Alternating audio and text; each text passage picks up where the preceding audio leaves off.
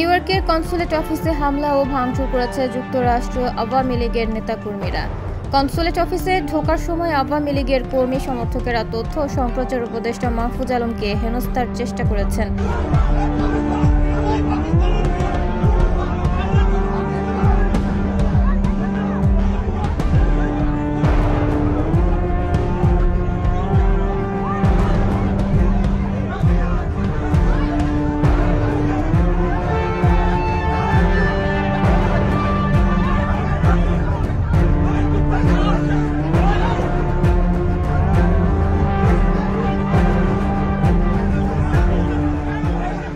New ইয়র্কে স্থানীয় সময় রোববার সন্ধ্যায় এই ঘটনা ঘটে।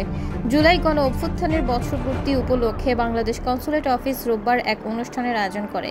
এতে প্রধান অতিথি ছিলেন তথ্য উপদেষ্টা মাহফুজ আলম। ঢোকার সময় কনসুলেট অফিসের সামনে আওয়ামী লীগের পতাকা হাতে জয় বাংলা জয় বঙ্গবন্ধু স্লোগান দিয়ে কর্মী ও সমর্থক বিক্ষোভ করেন।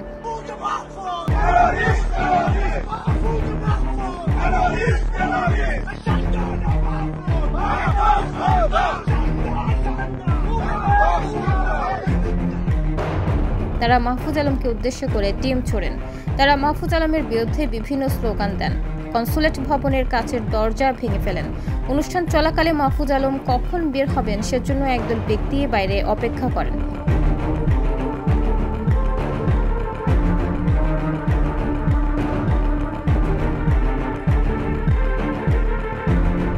আওয়ামী লীগ নেতা কর্মীদের অবস্থান জেনে কনসুলেট অফিস পুলিশ ডাকে। স্থানীয় সময় রাত 12টার দিকে নিউ ইয়র্ক পুলিশ ডিপার্টমেন্টের পাহারায় উপদেষ্টা মাহফুজ আলম কনসুলেট অফিস থেকে বের হয়ে যান। রাষ্ট্রীয় সফরে মাহফুজ আলম আগামী 27 তারিখ পর্যন্ত যুক্তরাষ্ট্রে থাকবেন।